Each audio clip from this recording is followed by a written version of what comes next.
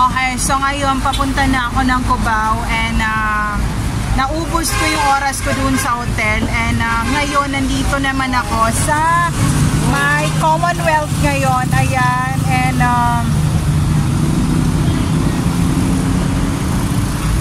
ayun,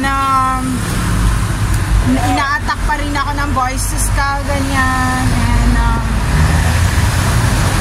wala akong magagawa. Kailangan ko mag-move on and also i-post kung ano yung gusto kong sabihin. And I'm here in the commuter bus right now, ordinary bus, kasi ito yung mabilis. At dahil umuulan na at umaambon, kailangan kong bilisan papunta ng Cubao for another vlog and upload. And may mga video ako na delay. Huwag yung i-delay ang aking videos. Ano ba yan?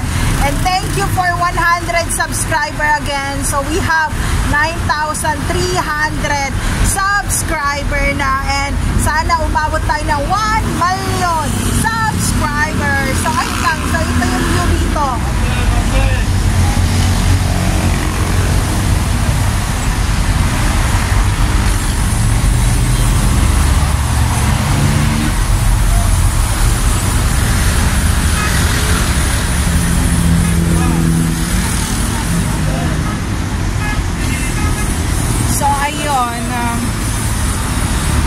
Take care always, everyone. So I don't want any secret.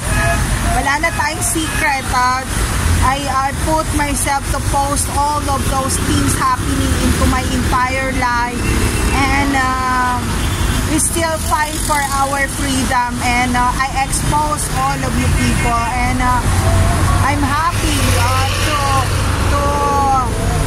to share my experience, a true story, or based